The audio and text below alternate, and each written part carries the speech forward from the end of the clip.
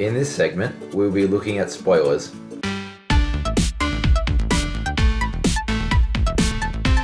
No, not that kind of spoiler. Wing spoilers found on aircraft. Hi there, I'm Matt. As a child, often when I was in an aircraft, I would take the window seat because I was fascinated by the whole flying experience. But always on landing, I would look out to the wing and see these flap type mechanisms open up upon landing, and I always wondered to myself, what were they and what did they do and what purpose did they serve? Now that I have some flying experience and knowledge, I'm going to share with you today the purpose and reason that they are implemented onto the wings of our aircraft. An aircraft's spoilers have three functions, with the main function be acting as a speed brake for on the ground. This maximizes wheel braking by deflecting the air and spoiling the airflow over the wing, which dumps the lift but also forces the aircraft into the ground. This effect of deflecting the air and forcing the airplane into the ground is like what we see with cars. When we have a car with a smooth body and no wing, the airflow just flows smoothly over the body and just dissipates around the back with minimal drag. If we compare this to a race car, for example, which has a large spoiler on the back, the spoiler causes the airflow over the rear of the car to get disrupted. This causes a low pressure zone below the spoiler and a high pressure zone above. This results in the car getting sucked towards the ground, resulting in more weight on the rear wheels, which in turn means more grip, meaning there's more friction, allowing the car to take corners faster. The same principle can be used in the aircraft. By sucking the aircraft onto the ground, more friction is created, causing more drag, slowing the aircraft down. This also means that the brakes perform better, which also slows us down more. It also reduces brake wear, as the brakes don't need to be applied for as long, as the air is naturally being disrupted by the spoilers. A secondary effect of the spoilers is to assist us in rolling the aircraft or turning the aircraft. So, as we know, we use the ailerons to roll. So for this example, we're rolling left using a downward deflected right aileron on the outboard wing to assist us to turn. However, as we know, an A380 of this would fly at a minimum of 300 kilometers an hour.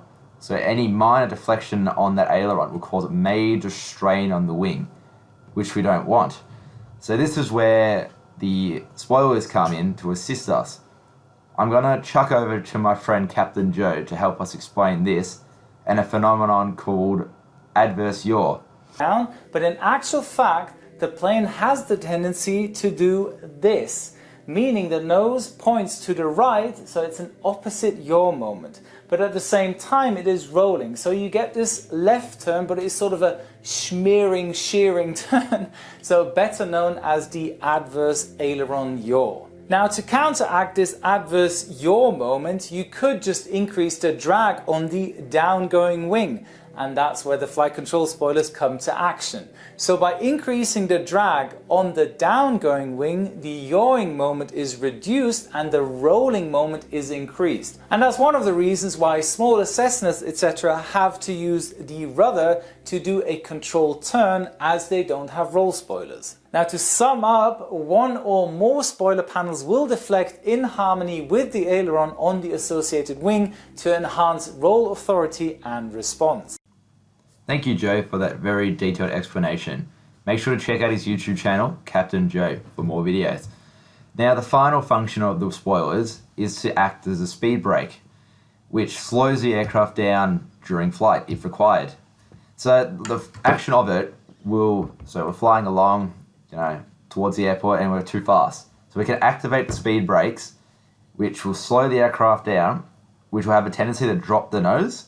So the pilot will pull the yoke, which will bring the nose back up, which will decrease our airspeed. We've all seen this effect in the car before, where we stuck our hand out the window and felt the airflow over our hand. If we rotate our hand, we can feel it get pushed back because of the extra force and drag being applied to it. This is the same effect as the speed brakes on the aircraft, which uses that deflection of the air to slow us down. In summary, the main function of the spoilers is to increase drag by deflecting the air, which simply slows the aircraft down, and that is the main function of the spoilers. In this segment, we'll be looking at vortex generators. Vortex generators are like little fins that create little vortices that look like small tornadoes. These vortices pull high energy air into the boundary layer, which delays a stall. This helps lower the stall speed and can increase the stalling angle. As air flows across your wing, the pressure decreases until it reaches the center of lift, about 25% down the wing chord. Then the pressure increases again, so the air moves from a low pressure to a high pressure. This is called an adverse pressure gradient. As airflow moves towards the high pressure, it loses energy. Once it runs out of energy, the airflow separates from the wing. The air above the boundary layer isn't affected by the parasite drag caused by the aircraft skin. This means it has more energy than the boundary layer. Vortex generators allow us to pull some of that free air into the boundary layer.